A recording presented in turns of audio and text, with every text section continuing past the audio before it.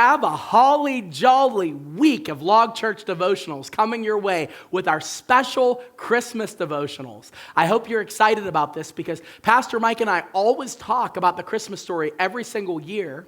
And this particular year, I'm spending a week talking about some Christmas surprises, some specific things that we never get the opportunity to really delve into in church that are going to bring the Christmas story to greater lights once you realize what's actually happening in the Christmas story. And today I want to talk to you about something that's really unexpected and it's way out there that you might not even believe this, but it's pretty much what you would see if you read the Christmas story without the way that we look at the Christmas story.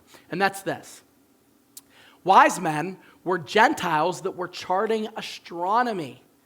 These were not people that were devout Jewish people. A lot of times you think every single person involved in the Christmas story are like these holy people that look and talk like we do.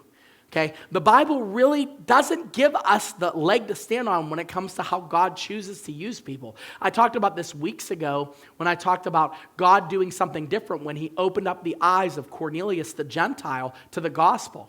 And you should think this as a precursor to something like that because the wise men were not necessarily God-fearing religious people. They were astronomers. They were looking at the stars to try to predict what's going on. These were people that, according to most commentaries, were not necessarily affiliated with the faith. They believed that something astrological was going on. It caused them to come and see the star. Let's take a look at Matthew chapter 2, 1 through 2. Now after Jesus was born in Bethlehem of Judea in the days of Herod the king, behold, wise men from the east came to Jerusalem, saying, "Where is he who has been born the King of the Jews? For we saw his star when it rose up and have come to worship him." They knew that there was some sort of astrological event that was taking place that was so big that they had to chart the course to find this child. And they read through the histories. Now, I can't get into all of this. It's very fascinating. A lot of it is speculative, but it's definitely worth noting that they were seeking and they were open to whatever, but they were not expressly Jewish worshiping people. And I find that interesting. And here's why I find that interesting. We are living in a secularized culture. It's real easy for us as Christians to talk about the state of the world and politics and how everything's gone down the toilet and, God, it's like America's forgotten God and, they took God out of this, they took God out of that. You can't move God. You can't take him out. He is God. Now, how we respond to him, we're accountable for that. But God still works, God still speaks, and God can still connect to people even when we think there's no hope.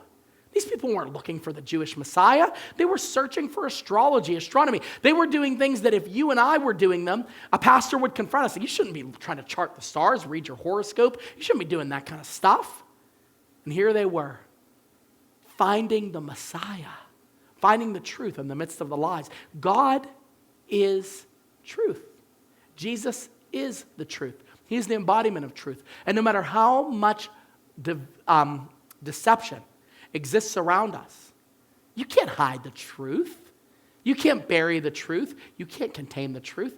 Jesus is God. And his presence permeates even the false religious systems of the world. Jesus is God. The Christmas story should remind you of his sovereignty. The Christmas story should remind you of our ability to hope. Even though the world gets dark, God's light never dims. It grows stronger and stronger each day.